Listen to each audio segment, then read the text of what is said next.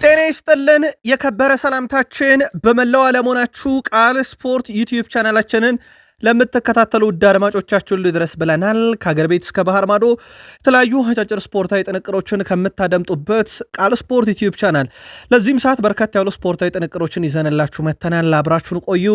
ላይክ፣ ሰብስክራይብ፣ ሼር ስለምታደረጉም ሀሳብ አስተያየታችሁንም ስለምታጋሩን እንደ ሁልጊዜው አመስጋኞች ነን።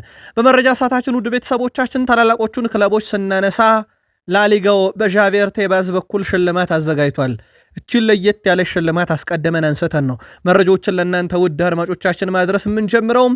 በሪያል ማድሪድ በኩል የቡድን ዜና እናነሳለን። ፍሎሬንቲኖ ፔሬዝ አንድ በአንድ ስላገኟቸው ተጫዋቾችና የወቅቱ አነጋጋሪው ሰው ኬሊያን ምባፔ ለየት ያሉ መረጃዎችን ለእናንተ ውድ አድማጮቻችን በሪያል ማድሪድ በኩል እናነሳለን። የባርሴሎና ተጫዋች እዚሁ ጫማ ሰቅላለው ካለ በኋላ ከሜሲም በኋላ አንድ ሰው በሪያል ማድሪድ ተገኝቷል።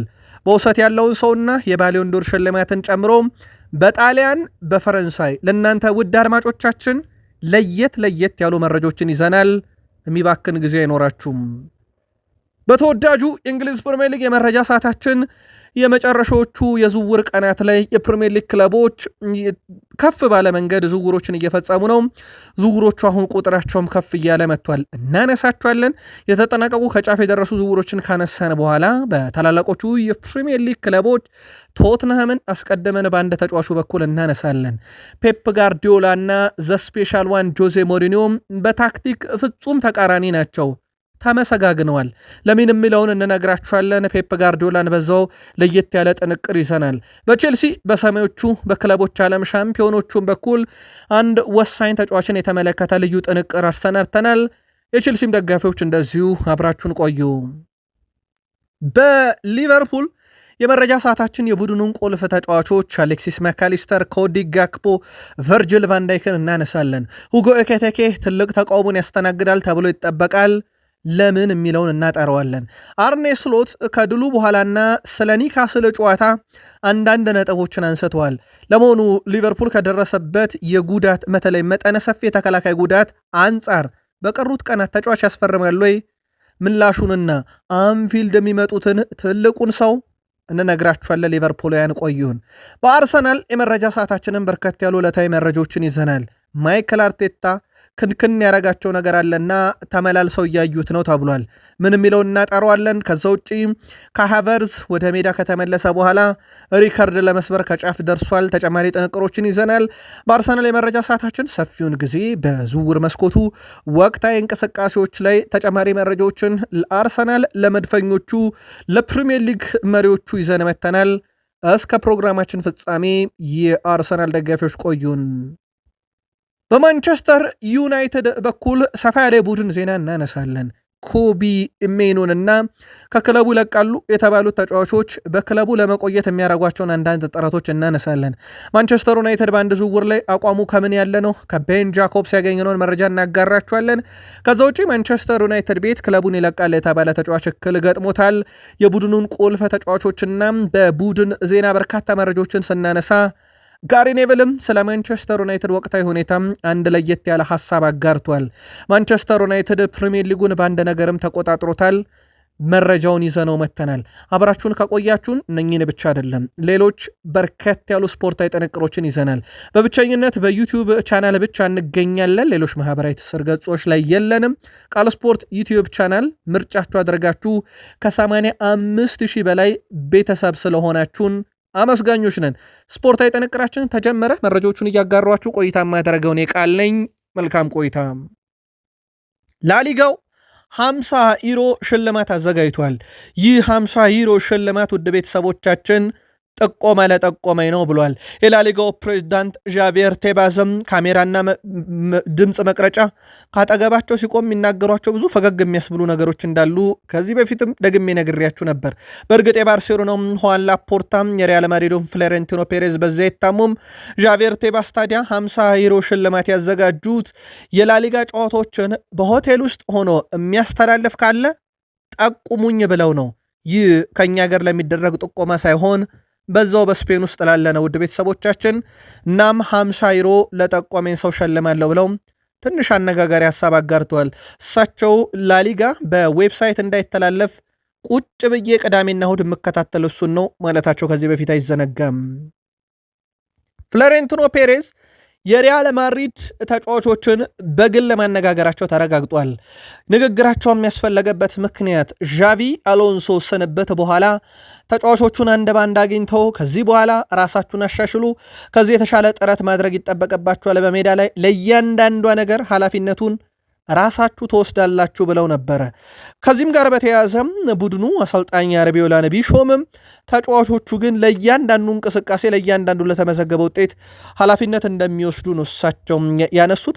ከዚህ ጋር በተያያዘ ውድ ቤተሰቦቻችን በፍሎሬንቲኖ ፔሬዝ በኩል አዲስ አሰልጣኝ ፍላጎች ቢቀጥሉም አንዳንድ የሚወጡ መረጃዎችን ግን ለማጣራት ሙከራ ብናደርግም ታማኝነታቸውን ማረጋገጥ አልቻልንምና ስማቸው ከሪያል ማድሪድ ጋር በተያዙ አሰልጣኞች ዙሪያ ተጨባጭ ባልሆኑ መረጃዎች ላይ ስም ለእናንተ ውድ አድማጮቻችን ከመስጠት ተቆጥበን መረጃዎቹን ግን ከታማኝ የዜና ምንጮች ስናረጋግጥ ብቻ ለማድሪድ ደጋፊዎች በአክብሮት የምናደርሳችሁ ይሆናል። የሪያል ማድሪዱ ኮከብ ኬሊያን ምባፔ ማድሪድ እግሩ ከረገጠ በኋላ ከክርስቲያኖ ሮናልዶ ሪካርዶች ስርስር እያለም አንዳንዶቹን እየነጠቀም ይገኛል። ለአብነት ያክል ክርስቲያኖ ሮናልዶ በ2015-16 የአውሮፓ ሻምፒዮንስ ሊግ የምድብ ጨዋታ 11 ጎሎችን አስቆጥሮ በምድብ ጨዋታ በርካታ ግብ ያስቆጠረ ተጫዋች ነበር። ኬሊያን ምባፔ በ13 ግቦች ዘንድሮ ይሄን ሪካርድ ከክርስቲያኖ ሮናልዶ ወስዶታል፣ ተጋርቶት ነበረ። ቀጣይ በአንድ የአውሮፓ ሻምፒዮንስ ሊግ ውድድር ሲዝን በርካታ ግቦችን 17 በማስቆጠር ሲሄን ይወስዳሉ የሚለው በትልቁ ይጠበቃል። አብዛኛውን ግን የክርስቲያኖ ሮናልዶ ሪካርዶች ወይ የተጠጋቸው ወይ የተስተካከላቸው ወይ የወሰዳቸው እንደሆነ ይታወቃል። በአውሮፓ ሻምፒዮንስ ሊግ ዘንድሮ በርከት ያሉ ቁጥሮች በነገራችን ላይ በኬሊያን ምባፔ ተይዘዋል። አንድ ባንድ እንንገራችሁ። ለአብነት ያክል በተቃራኒ ፍጹም ቅጣት ምት ሳጥን ውስጥ 62 ኳስ ነክቷል። የሱ ሊያክል የነካ የለም። ሁጎ ኤኬቴኬና ቪኒሺየስ ጁኒየር 60-60 ሁለተኛና ሶስተኛ ናቸው። ሌላ ቁጥር እንንገራችሁ። በርካታ የግብ ዕድል የፈጠረው እሱ ነው። ትልልቅ የግብ ዕድል የፈጠረው በእርግጥ እሱ አይደለም፣ ግን እንደ አጠቃላይ በርካታ የግብ ዕድሎችን የፈጠረው ኬሊያን ምባፔ ነው። 25 የግብ ዕድሎችን ፈጥሯል። አርዳ ጉለርና ዩሊያን አልቫሬዝ በ24ና በ23 ይከተሉታል። ሌላ ቁጥር እንንገራችሁ። በርካታ ሙከራ ያደረገው በአውሮፓ ሻምፒዮንስ ሊግ ኬሊያን ምባፔ ነው። 40 ሞክሯል። ሜሰን ግሪንውድ በ34 ሃሪኬን በ29 ይከተሉታል። ሌላ በጣም አስደናቂ ቁጥር እንንገራችሁ። በርካታ ኢላማውን የጠበቀ ሙከራ ያደረገው ኬሊያን ምባፔ ነው። 22 ኢላማውን የጠበቀ ሙከራ አድርጓል። ቪክተር ኦሲሜን በ18 ሃሪኬን በ16 ይከተሉታል። አልጨረስንም። 13 ግቦች ደግሞ አስቆጥሮ የአውሮፓ ሻምፒዮንስ ሊግ ከፍተኛ ግብ አስቆጣሪ ነው። ኬን በ8 ኤርሊንግ ብሮት ሃላንድ በ7 ይከተሉታል። ይህ ሁሉ ቁጥር በኬሊያን ምባፔ ብቻ በምድብ ጨዋታ ወይም በ8ቱ ጨዋታ የተያዙ ትልልቅ ቁጥሮች ናቸው። በሪያል ማድሪድ በሌሎች ተጫዋቾችም የተያዙ ቁጥሮች አሉ። ለአብነት ያክል በርካታ አሲስት በዘንድሮ የውድድር ዓመት አርዳ ጉለር አለበት። ሼብሄር ኤሜሪካ፣ ኦባሜያንግ፣ ቪኒሺየስ ጁኒየር እና ኦሊሴ እንደዚሁም ዶሚኒክ ሴቦዝ ላይ 4 አላቸው። የሪያል ማድሪድ ለየት የሚያደርገው በሁለት ተጫዋቾች ይወከላል። አርዳ ጉለር እና ቪኒሺየስ ጁኒየር 4 አሲስት አላቸው። በርካታ ኳሶችን ያቋረጡ ተጫዋቾች ውስጥ የሪያል ማድሪዱ ተጫዋች ኡሪየል ቹዋሜኒ ይገኛል። በአውሮፓ ሻምፒዮንስ ሊግ ላይ እስካሁን በ8ቱ ጨዋታ 19 ኳሶችን ያቋረጠው እሱ ነው። ከፍተኛው እሱ ነው። በሪያል ማድሪድ በኩል የተያዘ ቁጥር ነው። ምንም እንኳን ሪያል ማድሪድ በመጨረሻም በቤኔፊካ ተሸንፎ ከ3ኛ ደረጃ ሽቆልቁሎ 6ኛ ደረጃን ይዞ በቀጥታ 16 ውስጥ ከመግባት ይልቅ በጥሎ ማለፍ የመግባት ፈተና ውስጥ ቢወድቅም ኒውላ ቁጥሮች ግን በማድሪድ ተጫዋቾች የተያዘ ነው። ፌርሚን ሎፔዝ ኮንትራቴን እፈርማለሁ፣ በባርሴሎናም የሚቻል ከሆነ ጫሜን እዚሁ መስቀል ነው የምፈልገው፣ ወደ ሌሎች ክለቦች የማምራት ምንም አይነት ፍላጎት የለኝም ብሏል። እስከ 2031 የውድድር ዓመት ድረስ የሚያቆዩ ኮንትራት እንደሚፈርም ይታወቃል። በቅርቡ ፊርማው ይፋ ይደረጋል ተብሏል። እየጠበቅን ነው፣ እናደርሳችኋለን። ከዛ ውጪ የቡድኑ የወቅቱ ወሳኝ ተጫዋች ላሚን ያማል በአውሮፓ ሻምፒዮንስ ሊግ ከሚኬል ኦሊሴ እኩል 27 ስኬታማ ድሪብሎችን በማድረግ በግንባር ቀደምትነት ተቀምጦ የምድብ ጨዋታዎችን አጠናቋል። በጣም ድንቅ ጊዜ ካሳለፉ የባርሴሎና ተጫዋቾች ውስጥ ይጠቀሳል። ሌላ በባርሴሎና በኩል ምናልባት የምናነሳው ማርከስ ራሽፈርድን ነው። በማርከስ ራሽፈርድ በኩል ባርሴሎናም በሻምፒዮንስ ሊጉ አማካኝነት የቅጣት ምት ለመጨረሻ ጊዜ ያስቆጠረው በሊዮኔል አንድሬስ ሜሲ ሱም ሊቨርፑል ላይ በመልሱ አንፊልድ ላይ ሊቨርፑል ባርሴሎናን እንዴት እንዳሸነፈው አይረሳም። 3-0 ካምፕ ኑ አንፊልድ ላይ ሊቨርፑል 4-0 ያሸነፈው ጨዋታ ማለት ነው። እዛ የካምፕ ኑ ጨዋታ ላይ ሜሲ ቅጣት ምት ግብ አስደናቂ ጎል አስቆጥሮ ነበረ። ከዛ በኋላ ከሜሲ 2019 ሊቨርፑል ላይ ግብ በኋላ ከ7 ዓመት በኋላ አንድም የባርሴሎና ተጫዋች ያላረገውን ነገር በውሰት የሚገኘው ማርከስ ራሽፎርድ አስቆጥሮም ከሜሲ በኋላ ያስቆጠረ ሆኗል። ብራዚላዊው የባርሴሎና የፊት መስመር አጥቂ ራፊኒያ ባሎንዶር ማሸነፍ ከሚገባቸው ተጫዋቾች መካከል ቀዳሚው ነኝ ሲል ተደምጧል። ባሎንዶር ማሸነፍ ይገባኛል ያለው ራፊኒያ ሽልማቱ ከሚገባቸው ተጫዋቾች የመጀመሪያው ነኝ ሲል ተደምጧል። ስለ አሰልጣኝ ሃንሲ ፍሊክ ያነሳው ተጫዋቹ ሃንሲ ፍሊክ ማንም ባላደረገው ሰዓት በኔ ያመነ ብቸኛው ሰው ብሏል። ምክንያቱም እነ ዴኮ ከሃንሲ ፍሊክ መምጣት በፊት ለሳውዲ አረቢያ በርከት ባለ ገንዘብ ሸጠው ክለብ ሊያጠናክሩበት እንደነበረ ይታወቃል። የሃንሲ ፍሊክ እዚህ መምጣት እኔም ራሴን አላምንም ነበረና ብቃቴ እንደነበረና በደንብ ማገልገል ባርሴሎና እንድችል ያሳመነና እንዳሳይ የረዳኝ ሰው በሚል ሃንሲ ፍሊክንም በብዙ አመስግኗል፣ በብዙ አወድሷል። ጣሊያን ደርሰናል። ውድ ቤተሰቦቻችን ቃል ስፖርት ላይ ናችሁ። በብቸኝነት በዩቲዩብ ገጽ ብቻ የውድድር ዘመን የጣሊያን ሴሪ ወርሃ ጥር የወሩ ምርጥ ተጫዋች እጩ ይፋ ተደርጓል። በዚህ መሰረት ዴቪድ ከዩቬንቱስ፣ ሎሬንዞ ኮሎምቦ ከጄኖዋ፣ ፍሬድሪኮ ዲማርኮ ከኢንተር ሚላን፣ ጆቫካስ ከኮሞ፣ ክሪስቶቪች ከአታላንታ፣ ራቢዮ ከኤስ ሚላን በእጩነት መቅረብ የቻሉ 6 ተጫዋቾች ናቸው። ለጣሊያን ሴሪ ቅርብ የሆናችሁም ያሊያም በየቀኑ በምናቀርባቸው የጣሊያን ሴሪ መረጃዎች ላይ ትኩረት ሰጥታችሁ የምትከታተሉ ካላችሁ ለእናንተ የወሩ የ2025/26 የውድድር ዘመን የጣሊያን ሴሪ የወር ጥር የወሩ ምርጥ ተጫዋቻችሁ ማን ነው? መርጣችሁ ላኩልን። ፖል ላቤሌ ፖግባ ከሰሞኑ የዚህ ተጫዋች ነገር አሳሳቢ ነው ብዬ ዜና ሰርቼላችሁ ነበር በቃል ስፖርት ዩቲዩብ ቻናላችን ላይ። ታዲያ ሞናኮዎች አሁን ላይ ፖል ላቤሌ ፖግባ ጋር ያላቸውን ኮንትራት ለማቋረጥ እያሰቡ ነው ተብሏል። ተጫዋቹ 1 ዓመት ኮንትራት አንድ ተጨማሪ ዓመት የመራዘም አማራጭ ነበረው። ነገር ግን እንደታሰበው አልሆነም። ፖል ላቤሌ ፖግባም እንዳሰበው አልሆነለትም። የሱ ዋነኛ ህልሙ በሞናኮ በኩል ተሸጋግሮ በምርጥ ብቃቱ ላይ ተገኝቶ የዓለም ዋንጫ መሳተፍ ነበረ። ነገር ግን ያ ይሳካ ዘንድ በሜዳ ላይ መገኘት ነበረበት። እሱ እስካሁን 30 ደቂቃ ብቻ ነው ሜዳ ላይ ያሳለፈው። ውድ ቤተሰቦቻችን ያውም በ3 ጨዋታ ላይ ማለት ነው። ፖል ላቤሌ ፖግባ በዚህ ምክንያት ተጫዋቹ ኮንትራቱን ያቋርጣሉ ተብሎ ይታሰባል። በሞናኮ በኩል በቅርቡ ይፋ ይደረጋል ተብሏል። እንከታተለዋለን። ለፖል ላቤሌ ፖግባ አድናቂዎችም መረጃውን ከስር እናደርሳችኋለን። ከፍሬንች ሊግ አልወጣንም። ሊዮን በአስደናቂ ጉዞ ላይ ይገኛል። አሁን ደግሞ ቡድኑን እንዲያጠናክርላቸው ኤንድሪክን አምጥተው ድንቅ ጊዜን እያሳለፈ ነው። በነገራችን ላይ ባለፉት 8 ጨዋታ ሊዮን ሽንፈት ምን እንደሆነ አያውቅም። 8 ድል፣ ምንም ሽንፈት የለም። በተቃራኒ መረብ ላይ 19 ጎሎችን ያስቆጠረ ቡድን ሆኗል። እዚህ ቡድን ላይ ኤንድሪክ ተጨምሯል። ሰሞኑን ሃትሪክ ሰርቶ ጥሩ መነቃቃት ላይ ይገኛል። በ2 ጨዋታ ከ4 በላይ ጎሎችን እንዳጠቃላይ እንዳስቆጠረም ይታወቃልና ተጫዋቹ በጅማሮ ደረጃ ጥሩ ነው። ኦሎምፒክ ሊዮን ደግሞ እንደ ቡድን በጣም ምርጥ ብቃት ላይ ባለ ሰዓትም ነው የተቀላቀለውና በጣም ድንቅ ጊዜን ኦሎምፒክ ሊዮን እያሳለፉ ይገኛሉ። የአውሮፓ ሻምፒዮንስ ሊግ የምድብ ጨዋታዎች ተደርገው ከተጠናቀቁ በኋላ ሁስኮርድ የአጠቃላይ ሁሉንም ዙር ጨዋታዎች በመመልከት ምርጥ ተጫዋቾችን አውጥቷል። በዚህ መሰረት ውድ ቤተሰቦቻችን እንደ አጠቃላይ ከ1 እስከ 8 ዙር በተደረገ ጨዋታ ሐኪያን የፖዶ ጌልሜቱ ግብ ጠባቂ የ8ቱም ዙር ጨዋታ ምርጡ ግብ ጠባቂ ተብሎ ተመርጧል። ኬረን ትሪፔና በርን በተከላካይ ከኒካስል ዩናይትድ፣ ግቫርዲዮል ከሲቲ፣ ግራማልዶ ከባየርና ሊቨርፑል ሌሎች ተከላካዮች ናቸው። አማካይ ክፍሉን ዶሚኒክ ሶቦስላይ ከሊቨርፑል፣ ቪታኒ ከፓሪሰን ጀርሜን፣ ቀኝ የማጥቃት ክፍሉን ለሚኬል ኦሊሴ ከባየር ሙኒክ፣ ግራውን ለላሚን ያማል፣ እንደዚሁም በፊት መስመር ላይ ኬሊያን ምባፔና ሃሪኬን ተመርጠዋል። ለእናንተ የጎደለ ምርጥ ካለ በሀሳብ መስጫ ሳጥናችን ላይ ጻፉልን። አልናስር እንድለቅ የተደረግኩት ብዙ ጎል እያስቆጠርኩ ስለነበረ ነው ይላል ታሌስካ።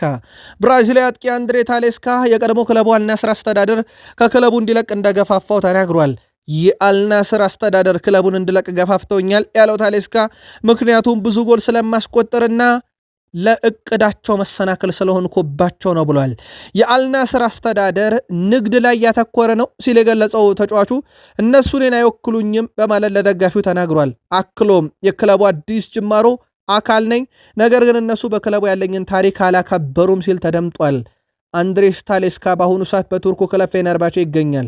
ሐሳቡ ግልጽ የሆነላችሁ ይመስለናል። ሮናልዶ ለቡድኑ የንግድ ስራ ያመጡት ተጫዋች ነው። ስለዚህ እሱ ብዙ ግን ማስቆጠር ነበረበት። እኔ ብዙ እያስቆጠርኩኝ እንዳልከልለው ተሰናበትኩኝ የሚል ይዘት ያለው ሐሳብ ነው ታሌስካ ያጋራው። ማንቸስተር ዩናይትድን ጨምሮ በርካቶች ሲፈልጉት የነበረው የአማካኝ ስፍራው ተጫዋች ሩበን ኔቬስ በተመለከተ መረጃ ወጥቷል። ሩበን ኔቬስ በአሁኑ ሰዓት ላይ በሳውዲ አረቢያ ክለብ አልሂላል ቤት የመቆየት ፍላጎት እንዳለው ተነግሯል። ሩበን ኔቬስ ለሚቀጥለው 3 ዓመት በአልሂላል የሚያቆየውን ኮንትራት ለማራዘምም ተቃርቧል ተብሏል። ክለቡ ተጫዋቹን የማቆየት ፍላጎት እንዳለው ሲገለጽ፣ ተጫዋቹ በበኩሉ በክለቡ መቀጠል እንደሚፈልግ ተናግሯል። በዚህ ምክንያት ወደ ፕሪሚየር ሊግ ክለቦች በተለይም ወደ ማንቸስተር ዩናይትድ ይመጣል የሚለው ነገር እንዲያከተም ያደረገ ነውና መረጃው እውን ሆኗል። ለማንኛውም በቀጣይ ቀና ኮንትራቱን ካራዘመ ተከታትለን እንነግራችኋለን። ግን በርካቶች ለማራዘም ከጫፍ ደርሷል ብለዋል። ውድ የቃል ስፖርት ዩቲዩብ ቻናል ቤተሰቦቻችን በብቸኝነት በዩቲዩብ ቻናል ብቻ ታገኙናላችሁ። ከተወዳጁ የእንግሊዝ ፕሪሚየር ሊግ ብቻ ወዳገኘናቸው የዕለቱ ጥንቅሮች እንሻገር። ላይክ፣ ሰብስክራይብ እና ሼር እያረጋችሁን አብራችሁን ቆዩ። ክሪስታል ፓላስ ጀርገን ስትራንድ ላርሰንን ሊያስፈርም ከጫፍ እንደደረሰ ቀደም ባለው መረጃችን ነግሬያችሁ ነበረ። በነገራችን ላይ ዝውውሩ ከተሳካ በፓላስ ታሪክ ውዱ ዝውውር ነው። 52 ሚሊዮን ዩሮ አካባቢ ነው ድርድሩ የመጨረሻው እየተካሄደ የሚገኘው። ብራያን ጆንሰንን ከቶትናም በ40 ሚሊዮን ዩሮ አስፈርመውት የክለቡ ሪከርድ ነበረ። ይሄ በክሪስታል ፓላስ በኩል በጥር ከሚደረጉ ዝውውሮች ውስጥ በጣም ትልቁ ይሆናል። ከዚህ በፊት ቤንቴኬር በ31.2 ሚሊዮን ዩሮ አስፈርመው ነበረ ክሪስታል ፓላሶች። አሁን ላይ ግን ብራያን ጆንሰን እየመራ ነው። የጀርገን ስትራንድ ላርሰን ዝውውር በዚሁ በተያዘው ዕቅድ መሰረት ከተጠናቀቀ ውዱ የፓላስ ዝውውር ይሆናል። ክሪስታል ፓላስ የአስቶን ቪላውን የፊት መስመር ተሰላፊ ኢቫን ጉሻንድ ለማስፈረም በንግግር ላይ መሆናቸው ተረጋግጧል። በአሰልጣኝ ኦሊቨር ግላስነር የሚመራው ክሪስታል ፓላስ የዝውውር መስኮቱ ሳይጠናቀቅ በውሰት ለመውሰድ ማቀዱ ተነግሯል። ተጫዋቹ ባለፈው ክረምት ከኒንስ በ35 ሚሊዮን ዩሮ አስቶን ቪላን መቀላቀሉ ይታወሳል። የ4 ዓመቱ የክንፍ ተጫዋች በሌሎች የአውሮፓ ክለቦች ቢፈለግም አሁን ላይ ክሪስታል ፓላስ ዝውውሩን እየመራ ነው ተብሏል። የፊት መስመሩን እያጠናከረ የሚገኘው ክሪስታል ፓላስ ብራያን ጆንሰን ከቶትናም ማስፈረም ይታወሳል። በተጨማሪም ስትራንድ ላርሰን ከወልቭስ ለማስፈረም ከጫፍ ደርሷል። ዝውውሩ በሰዓታት ውስጥ ይጠናቀቃልና ፓላስ ቀስ በቀስ የኦሊቨር ግላስነርን ምኞትና ህልም ይሳካ ዘንድ ተጫዋች ወደ ማስፈረሙ ባለቀም ሰዓት ቢሆን መግባታቸው ይታወቃል። ቶትናም ሆትስፐርስ በአውሮፓ ሻምፒዮንስ ሊጉ ከሲቲም ከባርሴሎናም በላይ ሆኖ ሲያጠናቅቅ ግብ ጠባቂው ጉሌልሞ ቪካዮሪ ትልቁን ድርሻ ይወስዳል። በ6 ጨዋታ መረቡን ሳያስደፍር ነው የወጣውና ትልቁ ድርሻ ነበረ ማለት ይቻላል። የአርሰናሉ ዳቪድ ሪያ በ5 ጨዋታ፣ ኒክ ፖፕ ከኒውካስል ዩናይትድ እና ያን ሶመር ከኢንተር ሚላን 4 ጨዋታ ላይ መረባቸውን አላስደፈሩም። ግን የቶትናሙን ጉሌልሞ ቪካዮርን ያክል መረቡን ሳያስደፍር የወጣ የለም። በእርግጥ ቶትናም ሆትስፐርስ በፕሪሚየር ሊጉ ይቸገርበት እንጂ በስቴዲየሙ ቶትናም ሆትስፐርስ ስቴዲየም ላይ በአውሮፓ ሻምፒዮንስ ሊግ 4ቱንም ጨዋታ ያሸነፈ በ4ቱም ጨዋታ መረቡን ያላስደፈረ ክለብ ነው። በዚህም ቪካዮሪ በትልቁ ይጠቀሳል። ቶትናም ሆትስፐርስ በአውሮፓ ሻምፒዮንስ ሊግ ያስመዘገበው ውጤት ግን ከፕሪሚየር ሊጉ ጋር ካለው ወቅታዊ ብቃት ጋር ካነጻጸር ነው ፍጹም የተራራቀ ፍጹም የተለየ የውድድር ዓመት እያሳለፈ ይገኛል። ሲቲ ፕሪሚየር ሊጉን ያሸንፋል እመኑኝ እያለ ነው። ከዚህ በፊት ይሄንን ሐሳብ ያለው የቀድሞ የሲቲ ተጫዋች ኤካይ ጉንዶዋን ለአውሮፓ ሻምፒዮንስ ሊግ ፍልሚያ ኢትሃድ ሲደርስ ነበር። አሁን ተረኛው ጆ ሃርት ነው። እንግሊዝ የቀድሞ የማንቸስተር ሲቲ ግብ ጠባቂ ጆ ሃርት ፕሪሚየር ሊጉን ማንቸስተር ሲቲ እንደሚያሸንፍ ተናግሯል። ስለ ሊጉ ፉክክር የተጠየቀው ጆ ሃርት ማንቸስተር ሲቲ ፕሪሚየር ሊጉን ያሸንፋል የሚል እምነት አለኝ፣ ምክንያቱም እነሱ እንዲያሸንፉ እፈልጋለሁ ሲል ተደምጧል። ውድ የቃል ስፖርት ዩቲዩብ ቻናል ቤተሰቦቻችን ቢሳካም ባይሳካም ግድ የለኝም፣ ዋንጫውን እነሱ እንዲወስዱ እፈልጋለሁ፣ የሚሆነውን እናያለን ሲል ጆ ሃርት ተናግሯል። ሲቲ ግን የፕሪሚየር ሊጉን ዋንጫም ይሳካል እያለ ነው። በሐሳብ ደረጃ የፕሪሚየር ሊጉ የነጥብ ልዩነት 4 ነው። አልተዘጋም ፋይሉ። የጀርመን ቡንደስሊጋም እንኳን በዛን ያክል ነጥብ ልዩነት ቢሆን በሂሳባዊ ስሌት አላለቀምና ሲቲን ጠብቁ እያለ ነው። ጆሴፕ ፔፕ ጋርዲዮላ እና ጆዜ ሞሪኒዮ ዘ ስፔሻል ዋን በታክቲክ ፍጹም የተቃረኑ ሰዎች ተወዳድሰዋል። አወዳሹ በእርግጥ ጆዜ ሞሪኒዮ አይደሉም፣ ፔፕ ጋርዲዮላ ናቸው። ፔፕ ጋርዲዮላ ጆዜ ሞሪኒዮን አመስግኗል። ከጨዋታው በኋላ ቤኔፊካ ማንቸስተር ሲቲ በቀጥታ አውሮፓ ሻምፒዮንስ ሊግ 8 ውስጥ እንዲያጠናቀቅ የረዳ ቡድን ነው፣ ምንም ጥያቄ የለውም። ከዚህ ጋር በተያያዘው ሁላችንም ጨዋታውን መጨረሻ ላይ እየተመለከትን ነበር የሚሉት ጆሴፍ ፔፕ ጋርዲዮላ እኛ ቤኔፊካ እንዳለፈ ነበር የምናውቀው፣ ተጨማሪ ጎል እንደሚያስፈልጋቸው እንኳን አናቅም ነበረ ብሏል። በኋላም ላይ ሰዎች ግብ ጠባቂው ሲወጣ ምን እየሰራ ነው ብለው ሲቃወሙ ነበር። እኔም በዛ ውስጥ ለምን እንደወጣ ግራ ገብቶኝ ነበር ብለዋል። ምክንያቱም ጆዜ ሞሪኒዮ በራሳቸው ጨዋታውን 3-2 እንዲያልቅ እየጠበቁ ነበረ። ከመልበሻ ክፍል ነው አንድ ጎል ያስፈልገናል ተብሎ የተነገራቸው። በስተመጨረሻም ግብ ጠባቂው ጎል ካስቆጠረ በኋላ ስትራቴጂው ሙሉ የእሳቸው ጆዜ ሞሪኒዮ ነበርና ለጆዜ ሞሪኒዮ ስትራቴጂ በጣም ገርሞኛል። ግብ ጠባቂው ጎል በማስቆጠሩ አራተኛውን እሳቸውንም ማመስገን ሳይኖርብን አይቀርም ብለዋል ጆሴፍ ፔፕ ጋርዲዮላ። 400 ድል ላይ ደርሰዋል ብያቸዋለሁ። አንድ የእንግሊዝ ፕሪሚየር ሊግን ይዘው በትንሽ ጨዋታ 400 ድል ላይ ደረሱ የመጀመሪያው አሰልጣኝ ናቸው። በነገራችን ላይ በትንሽ ጨዋታ የት ግን እነኚህን 400 ድሎች አስመዘገቡ የሚለውን ካጣራን በፕሪሚየር ሊግ ይላል ውድ ቤተሰቦቻችን 260 ጨዋታ እንደላ አድርገዋል። በአውሮፓ ሻምፒዮንስ ሊግ 64 ድል፣ ኤፍኤ ካፕ ላይ 41፣ ካራባኦ ካፕ ላይ 27፣ የፊፋ ክለቦች ዋንጫ ላይ 3፣ የአውሮፓ ሻምፒዮንስ ሊግ ማጣሪያ ላይ 2፣ የፊፋ ኢንተርኮንቲኔንታል ዋንጫ ላይ 2፣ ኮሚት ሽልድ ላይ 1 ድል አላቸው። እኚህን ስንደምር ፔፕ ጋርዲዮላ በሲቲ ቆይታቸው በትንሽ ጨዋታም ከ600 ጨዋታ በታች 400 ድል ላይ ደረሱ። በታሪክ የመጀመሪያው የእንግሊዝ ፕሪሚየር ሊግ ክለብ አሰልጣኝ እንዲሆኑ ያስቻለ ነበር። ከባለፈው የውድድር ዓመት ጀምሮ በሁሉም ውድድሮች ለቼልሲ ከኤንዞ ፈርናንዴዝ በላይ የጎል አስተዋጽኦ ያለው ኮል ፓልመር ብቻ ነው። በተጨማሪም በዚህ ውድድር ዓመት በሊጉም ከኤንዞ በላይ ከፍተኛ ግብ የማስቆጠር ንጻሪ ያለው አማካኝ የለም። በእርግጥ ተጫዋቹ ወደፊት ጠጋ ብሎ የሚጫወትበት እድል ከኮል ፓልመር ተደጋጋሚ ጉዳቶች በኋላ እንዳገኘ ይታወቃል። ውድ የቃል ስፖርት ዩቲዩብ ቻናል ቤተሰቦቻችን ከዚህ ጋር በተያያዘ ታዲያም ኮል ፓልመር በ10 ቁጥር ቦታ ላይ ሲጠፋ ያደረጉት አንድ ነገር ነበር። በተለይ ማሬስካ ይሄም ምንድን ነው የቀኝ ተመላላሹን ሪስ ጄምስን ከካይሴዶ ጋር በማጣመር የ10 ቁጥር ቦታውን ለኤንዞ ሰጥተውት ነበረና ኤንዞ በዛ ቦታ ላይ ምርጥ ብቃቱን አሳይቷል። ባለፉት 2 ዓመታት ውስጥ ውድ ቤተሰቦቻችን ከ41 በላይ ግቦች አስተዋጽኦ ላይ ደርሷል። በአማካኝ ስፍራ ላይ በጣም ትልቅ የሚባል ቁጥር ነው። ስሙ ከሪያል ማድሪድ ጋር ቢያያዝም ቼልሲዎች ግን ለገንዘብ ብለው ኤንዞ ፈርናንዴዝን መሸጥ እንደማይፈልጉ ከሰሞኑም አስታውቀው ነበረ። ቃል ስፖርት ዩቲዩብ ቻናላችንም መረጃውን ከስር እየተከታተልን እንዲሁ እናደርሳችኋለን። በአሌክሲስ ማካሊስተር በኩል የአውሮፓ ሻምፒዮንስ ሊግ የ8ኛ ዙር የሊቨርፑል ጨዋታ ኮከብ እሱ ነበረ። በነገራችን ላይ ወንድሙም ኮከብ ሆኖ አምሽቷል። ከዩኒየን ሴንት ግሎስ ጋር ነው የሚገኘው ወንድሙ። እናም ሁለቱም ማካሊስተሮች ትላንትና የአውሮፓ ሻምፒዮንስ ሊግ ምሽት የጨዋታ ኮከብ ተብለው ሁለቱም በአንድ ምሽት ተመርጠው ነበር። በጣም አስገራሚ ነበር። እዛው ላይ ሆነን በአውሮፓ ሻምፒዮንስ ሊግ በርካታ የግብ ዕድል የፈጠረው ኬሊያን ምባፔ ነው ብያችሁ ነበረ። ትልልቅ የግብ ዕድል የፈጠረው ግን ኮዲ ጋክፖ ነው። በእርግጥ ክሪስቲያን ዲካቴለር የአታላንታውም ተጫዋች እንዲሁም ዶሚኒክ ሶቦስላይ የሊቨርፑልን በተመሳይ 7 አላቸው። ስለዚህ ከሊቨርፑል ነው የሚጠቀሱት። በርካታ አየር ላይ ኳሶችን በአውሮፓ ሻምፒዮንስ ሊግ ያሸነፈው ቨርጅል ቫንዳይክ ነው። ወደ ፕሪሚየር ሊጉም ስንመጣ ይህን ቁጥር እናገኘዋለን። ቨርጅል ቫንዳይክ በአውሮፓ ሻምፒዮንስ ሊግ በርካታ የአየር ላይ ኳሶችን በማሸነፍ እንዲሁ ቀዳሚ ሆኖ አጠናቋል። ሁጎ ኤኪቲኬ ከኒካስል ደጋፊዎች ተቃውሞ ይሰማበት እንደሆነ ሲጠየቅ ግድ የለኝም ብሏል። ሊቨርፑል እጫወታለሁ፣ አድናቂዎች እዚህ ያሉኝ፣ እዛ ኒካስል ሄደን ተጫውተናል፣ እናም አሸንፈናል። ስለዚህ ጥሩ የሥራ ሳምንት እናሳልፋለን ብዬ ተስፋ አደርጋለሁ ብሏል። ስለ ጉዳዩ ግድ የለኝም፣ መጫወትና ቡድኑን መርዳት ላይ ብቻ ነው ማተኩረው ብሏል።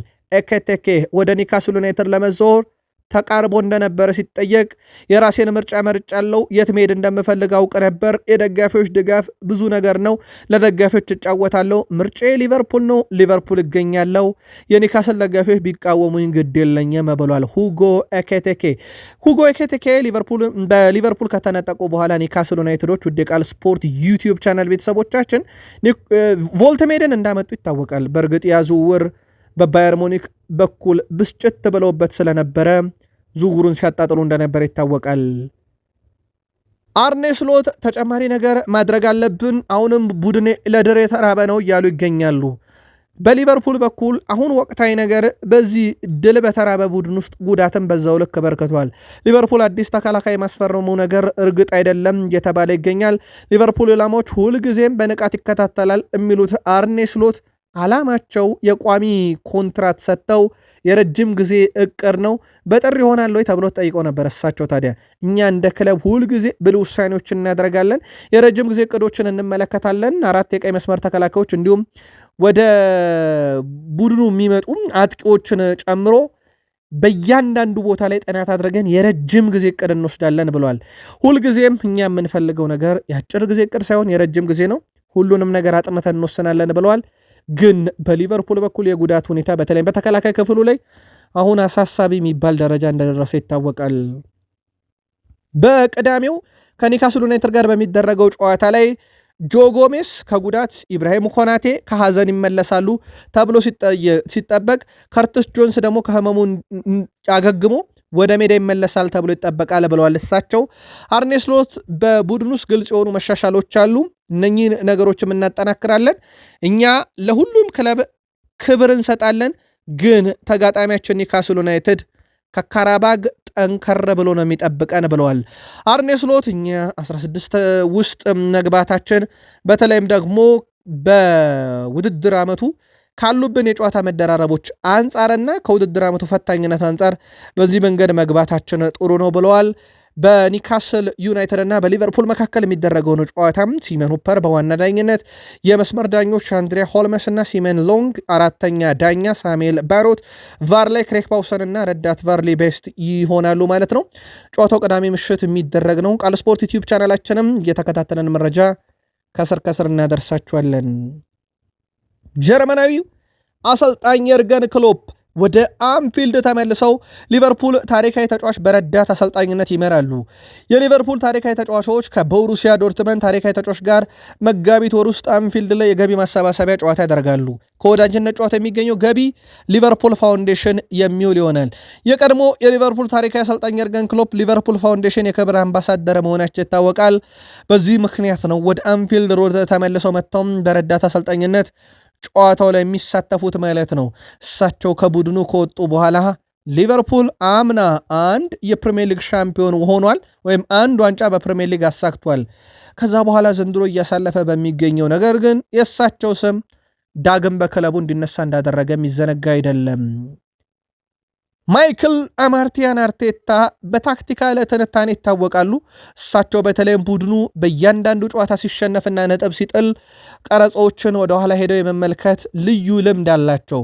ከሰሞኑ በማንቸስተር ዩናይትድ በደረሰባቸው ሽንፈት ዙሪያ በርካታ መረጃዎችን አሰባስበዋልና ዳግም እንዲከሰት አይፈልጉም ተብሏል። በተለይም ቡድናቸው በሜዳውና በጣም በሚታወቅበት ጠንካራው የፕሪሚየር ሊግ ሜዳቸው ኤሚሬትስ ላይ በዩናይትድ ከተሸነፉ በኋላ ጨዋታውን በድጋሚ ለመመልከት እንደተገደዱ የቅርብ ሰዎቻቸው ተናግረዋል ሲል ክሪስ ዋይለር መረጃውን ይዞት ወጥቷል። ሳይመን ኮሊንስም በቢቢሲ ስፖርት ላይ አጋርቶታል። አርቴታ ከጨዋታውን በኋላ በማግስቱ ከቡድኑ ጋር ግልጽ የሆነ ውይይት ማድረጉን ቃል ስፖርት ዩቲዩብ ቻናል በብቸኝነት አድርሰናችሁ እንደነበረ ይታወቃል። በዩቲዩብ ገጻችን ላይ እሳቸውም ይህንን ያደረጉበት ዋነኛ ምክንያታቸው በውድድር ዓመቱ ሻምፒዮን የሆነ ህልም አላቸውና ህልማቸው ይሳካ ዘንድ ቀጣዩ ጨዋታ ላይ ያ ስህተት እንዲደገም ስለማይፈልጉ ነው ተብሏል። ካይ ሃቨርትዝ አርሰናልን ከተቀላቀለ ጀምሮ በ8 የተለያዩ ጨዋታዎች ላይ ጎልም አስቆጥሯል፣ አሲስትም አድርጓል። በአንድ ሰው ብቻ ነው በነገራችን ላይ በአርሰናል እሱ ከተቀላቀለ በኋላ የሚበለጠው፣ እሱም በቡካዮ ሳካ ነው። ቡካዮ ሳካ በ9 ጨዋታ ግብም አስቆጥሮ አሲስትም አድርጓል።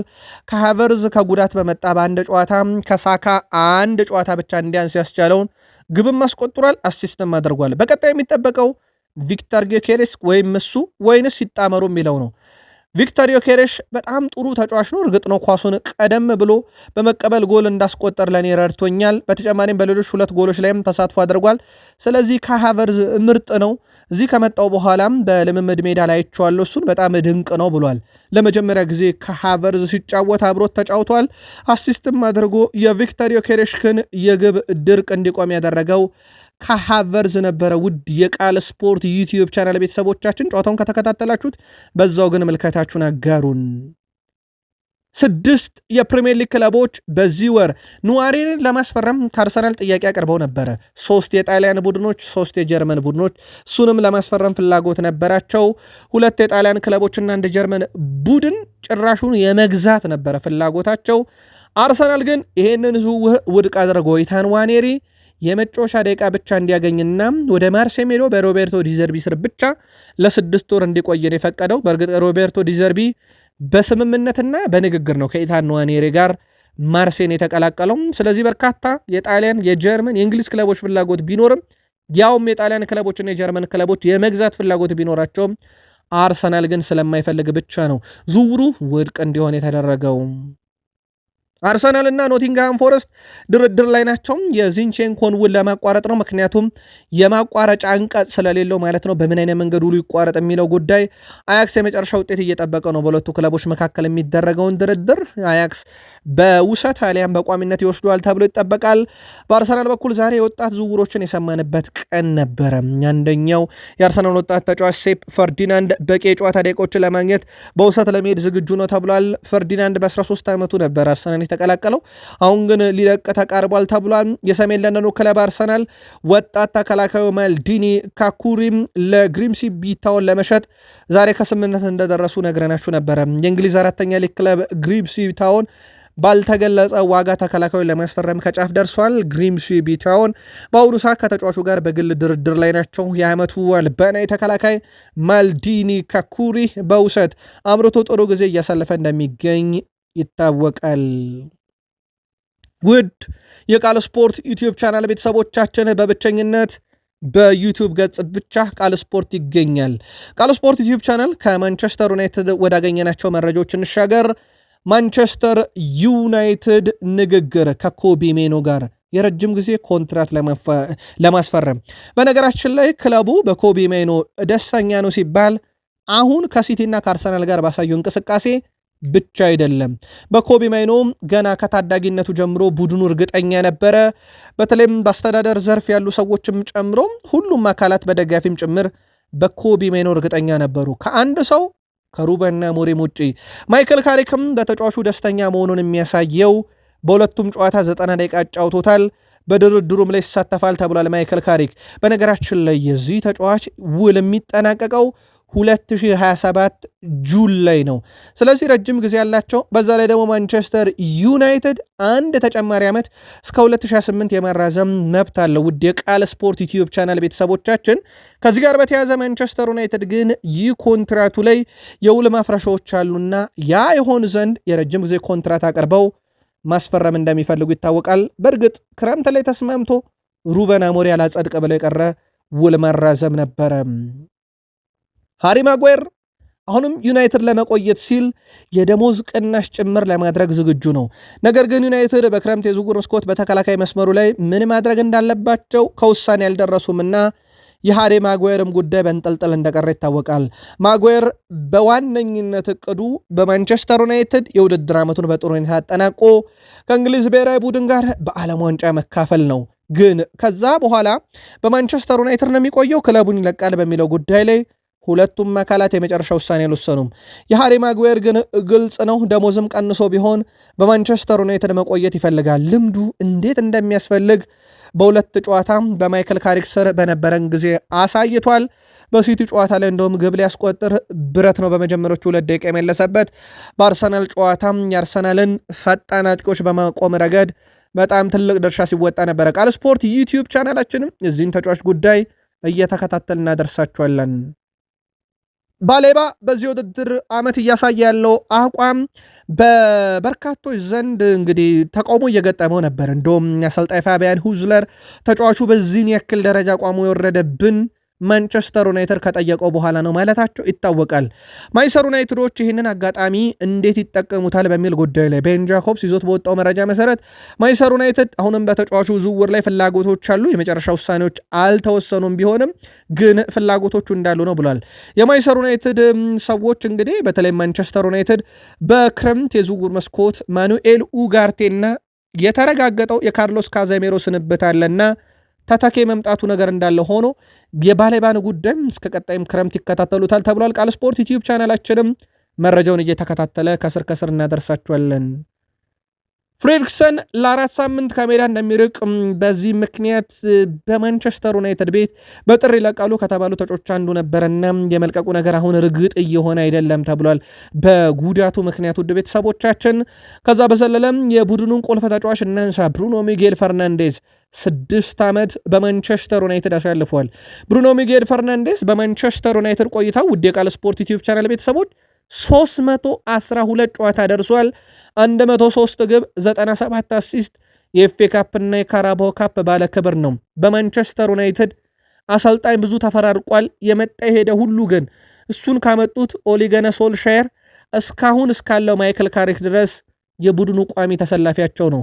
በተለይም በሩበን አሞሪም ስርና በአንዳንድ ጨዋታዎች ላይ በኤሪክ ቴናግ ባልሆነ ቦታ ላይ ሲሰለፍ ነበር። ለአብነት ያክል በሩበን አሞሪም በጥልቅ አማካኝ፣ በኤሪክ ቴናግ በአንዳንድ ጨዋታዎች ላይ የክንፍ አጥቂ ጭምር አድርገው ተጠቅመውት ያለባከነው ብሩኖ ፈርናንዴዝ በዩናይትድ እጅግ በጣም ደንግ ጊዜን እያሳለፈ እነሆ 6 ዓመት ሞላውና የቃል ስፖርት ዩቲዩብ ቻናል ቤተሰቦች ስለ ብሩኖ ሐሳባችሁን ያጋሩን። ሜኑ ባለፉት 2 ጨዋታ ላይ ያሳየው ድንቅ ብቃት አንድ ጎበዝ ተጫዋች ራሱን ለማሳየት እውነተኛ እድል ሲያገኝ እንዴት ከክለቡም ተገፍቶ እንደወጣ ያሳያል። ጋሪ ኔቨልም ኮቢ ሜኖ ምላሽ ሰጥቷል ብለዋል።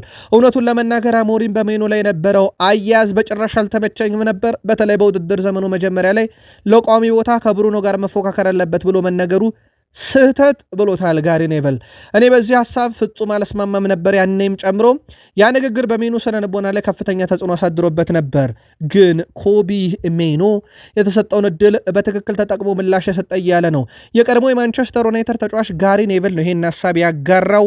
በትክክልም ኮቢ ሜኖ በሲቲም ጨዋታ በ90 ደቂቃ በአርሰናልም ጨዋታ በ90 ደቂቃ እንዴት ያለ ተጫዋች መሆኑን በአሲስትም ጭምር ያስመዘገበበት ነበርና የማንቸስተር ዩናይትድ ደጋፊዎች የቃል ስፖርት ዩቲዩብ ቻናል ቤተሰቦች በጉዳዩ ላይ መልካታችሁን ጻፉልን። ማንቸስተር ዩናይትድ በዚህ ውድድር ዘመን የፕሪሚየር ሊጉን የሳምንቱ ምርጥ ተጫዋች ፕሌየር ኦፍ ዘ ዊክ ሽልማትን 8 ጊዜ በመውሰድ ከየትኛውም ክለብ ይበልጣል ብለን በቃል ስፖርት ዩቲዩብ ቻናላችን ብቻ አድርሰናችሁ ነበረ።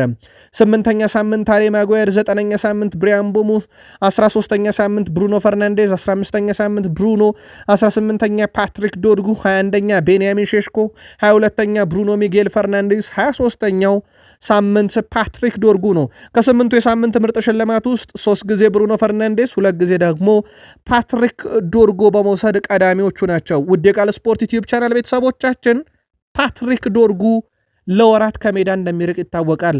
ማቲያስ ኩኛ ተቀይሮ በሚገባበት ቦታ ላይ ቋሚ ይሁን ወይንስ ሌላ የምታውቁት አማራጭ በአእምሯችሁ ውስጥ ብቅ ያላለ ጻፉልን ብለን አበቃን።